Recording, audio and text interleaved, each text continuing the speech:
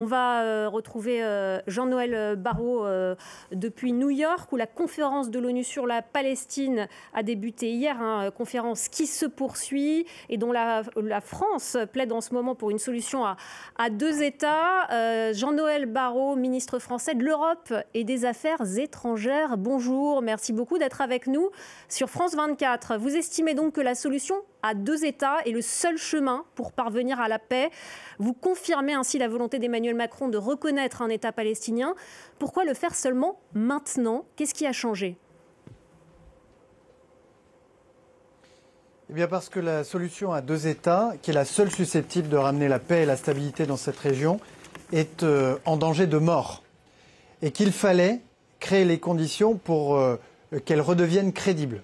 C'est pourquoi nous avons décidé, il y a à peu près 9 mois, avec l'Arabie Saoudite, de prendre une initiative, de créer une dynamique conduisant les parties prenantes, à la fois l'autorité palestinienne, les pays arabes de la région, mais aussi l'ensemble de la communauté internationale, à prendre des engagements. Ces engagements, ils se cristallisent aujourd'hui à New York, avec une déclaration des pays participants qui est historique et qui est inédite, puisque les pays arabes, les pays de la région, du Proche et du Moyen-Orient, pour la première fois, condamnent le Hamas, condamnent le 7 octobre, appellent au désarmement du Hamas, appellent à son exclusion de toute forme de participation à la gouvernance de la Palestine et expriment de manière claire leur intention d'avoir à l'avenir des relations normalisées avec Israël et de s'insérer aux côtés d'Israël et du futur État de Palestine dans une organisation régionale à l'image de l'ASEAN en Asie ou de l'OSCE en Europe. C'est un pas décisif qui est franchi et qui a été rendu possible notamment par la décision du président de la République. Et à l'instant, il y a le Royaume-Uni qui annonce qu'il va reconnaître aussi la Palestine si Israël ne prend pas certains engagements. Est-ce que vous saluez cette décision du Premier ministre Keir Starmer? Il y a une dynamique qui est en place?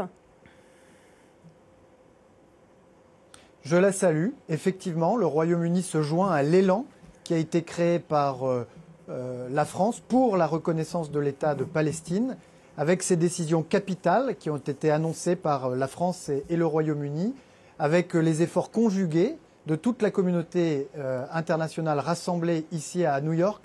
Nous voulons enrayer le cycle de la violence et de la guerre et réouvrir la perspective de la paix au Proche et au Moyen-Orient. Les États-Unis, eux, ils ne participent pas à cette conférence qui a lieu en ce moment à New York. Ils dénoncent, concernant votre initiative de prôner une solution à deux États, ils dénoncent une initiative improductive, inopportune, qui s'apparente à un coup de publicité. Donald Trump a lui aussi estimé que la déclaration un peu plus tôt, jeudi dernier, d'Emmanuel Macron n'a pas beaucoup de poids. Qu'est-ce que vous leur répondez ? D'abord, nous soutenons les efforts menés par les États-Unis aujourd'hui dans la région pour aboutir au cessez-le-feu immédiat, à la libération de tous les otages du Hamas et à l'accès sans entrave de l'aide humanitaire. Mais pour obtenir un cessez-le-feu, encore faut-il pouvoir dessiner les contours de l'après-guerre et l'horizon politique qui s'ensuit. C'est l'objectif de cette conférence des Nations Unies que la France préside avec l'Arabie Saoudite. Et dans le document que nous venons d'adopter avec les pays qui y ont participé, eh bien, nous traçons une perspective crédible qui va contribuer positivement à ce qu'un cessez-le-feu puisse intervenir à Gaza. Par ailleurs, ces efforts que nous avons menés, ces concessions que les uns et les autres ont faites, permettront, le moment venu, aux États-Unis de reprendre la logique des accords d'Abraham qu'ils avaient initiés au moment du premier mandat du président Trump. Nous espérons que ce moment viendra, mais dans l'attente, il était évidemment inenvisageable de rester les bras ballants. Jean-Noël Barrot, Bruno Darroux à mes côtés veut vous poser une question également. Oui, bonjour Monsieur le Ministre. Vous avez déclaré à New York en fait que la solution à deux États était la seule alternative, la seule possibilité qu'il n'y avait pas d'alternative. Vu la situation sur le terrain, pour le moment, la solution à deux États, vous l'avez dit vous-même, est quasiment en état de mort. Est-ce qu'il n'y a pas quand même une alternative si c'est que peu à peu, ce gouvernement israélien actuellement en place procède à la fin définitive de l'idée de tout État palestinien, annexe la Cisjordanie, bref, réalise le grand Israël. Vous avez raison, l'alternative à la solution des deux États, c'est l'état de guerre permanent. Et ce que nous observons aujourd'hui, c'est que la solution à deux États est menacée par d'un côté les partisans du grand Israël, qui veulent nier aux Palestiniens le droit à disposer d'eux-mêmes, et qu'elle est attaquée par de l'autre côté les partisans du Hamas ou d'autres qui considèrent que la Palestine va du Jourdain à la mer.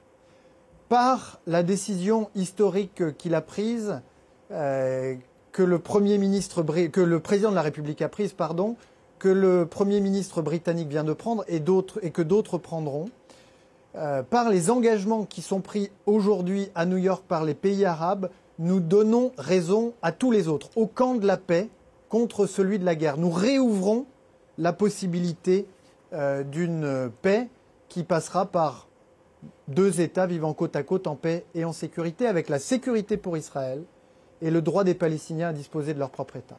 Hier, pour la première fois, 2 ONG israéliennes ont utilisé le terme génocide à propos de ce qui se passe à Gaza. Plusieurs pays ont qualifié ainsi ce qui se passe dans l'enclave palestinienne. C'est le cas notamment de l'Espagne ou encore de l'Afrique du Sud. Quelle est la position de la France aujourd'hui ? Le gouvernement de la France n'a pas de position à avoir sur ce qui relève de la qualification juridique des faits et ce qui appartient aux juridictions internationales. Ce que je puis dire, c'est que la situation à Gaza est catastrophique. Gaza est désormais un mouroir où, comme je l'ai dit hier à la tribune de l'Assemblée générale des Nations unies, les corps portent les stigmates de la famine et les esprits sont gangrénés par la terreur. Il est inacceptable que dans des files de distribution humanitaire, des femmes et des enfants soient pris pour cible et abattus froidement. C'est une honte et cela doit cesser. C'est la raison pour laquelle la réunion qui s'est tenue aujourd'hui ou qui se tiendra dans quelques minutes à Bruxelles est si importante. Elle conduira l'Union européenne à donner de la voix pour que le gouvernement israélien entende enfin les attentes qui sont les nôtres, l'accès de l'aide humanitaire et la fin du système militarisé de distribution de l'aide, le paiement par le gouvernement israélien des 2 milliards d'euros qui sont dus à l'autorité palestinienne, la fin et l'abandon des projets funestes de colonisation de la Cisjordanie et en particulier le projet E1 qui, avec 3400 logements, couperait en deux la Cisjordanie et porterait un coup fatal à la perspective des deux États et de l'émergence d'un État de Palestine. Alors il y a cette guerre à Gaza dont on parle évidemment et en parallèle il y a toujours la guerre en Ukraine qui se poursuit. Hier Donald Trump a lancé un nouvel ultimatum à la Russie, 10 à 12 jours pour en finir avec cette guerre. Ça va dans le bon sens, même s'il y a peu de chances que Vladimir Poutine cède aux exigences américaines.